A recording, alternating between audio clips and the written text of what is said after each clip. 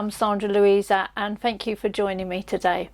We're going to be looking at some very basic, absolute beginner techniques with watercolours in this very short film. So first of all, we're going to be looking at how to load your watercolour brush ready for painting, and we're going to be looking at how to mix your first colour, and that will be using half pans and tube paints, okay? And then I'm going to briefly talk about cleaning your brushes and taking care of those. Hope you enjoy, find it interesting, and please don't forget to subscribe to my channel. Thanks very much.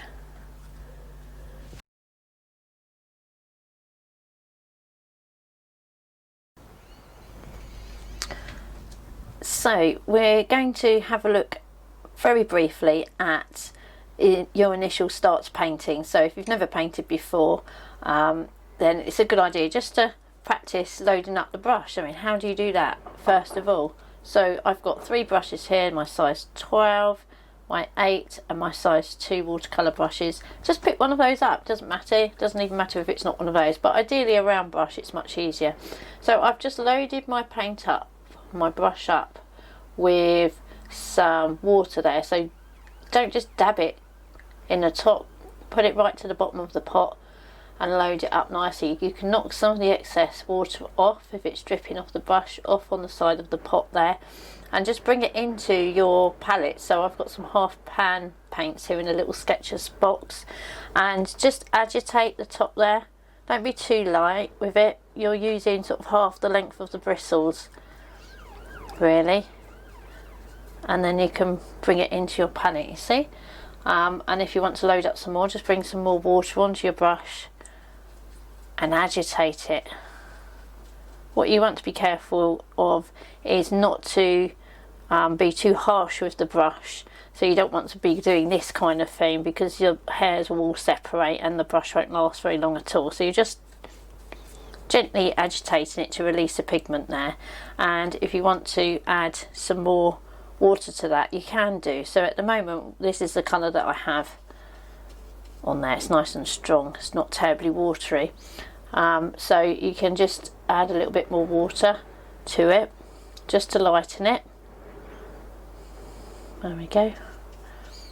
And a lighter mix again. Add a bit more water again to make it even lighter. And I tend to knock it off on the side of the palette there, rather than going straight into the paint. Knock it off, it can run off into the pigment itself. You can mix it around, make sure the whole thing is mixed. And then before I test it out onto the paper, just take some of the excess off, because that's going to be so loaded with paint and water, it will run everywhere. So you need to keep some control. And there you go. Okay, if when you come to do your painting, your first picture, then again, always test your colours out first. If you have too much paint on your brush, then just tap it once or twice on your tissue paper or kitchen towel, and that will take off the excess water and paint, so it doesn't run and drip all over your painting.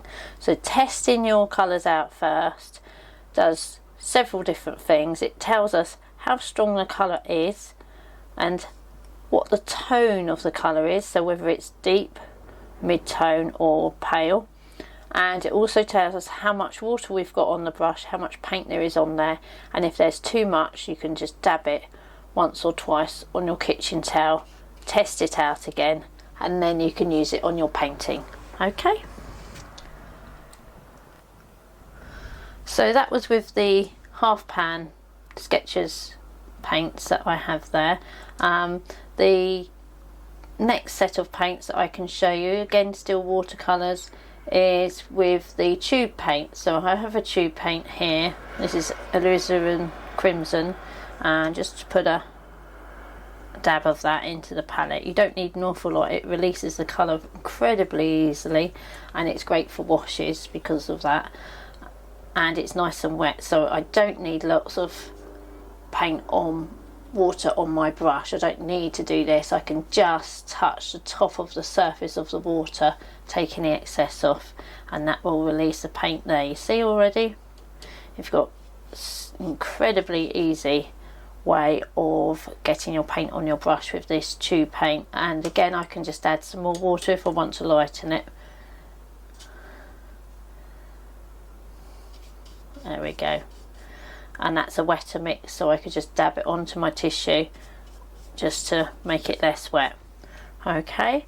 Some of the tube paint here, which has been squirted out and used in a previous painting, that's fairly dry in the palette, so, and you can re-wet that to use it again. So if I just show you with the yellow ochre, we can release that. You see how that's beginning to release. A bit more water, and there we are. So once it's dry in the palette, you can re-wet it with some more water.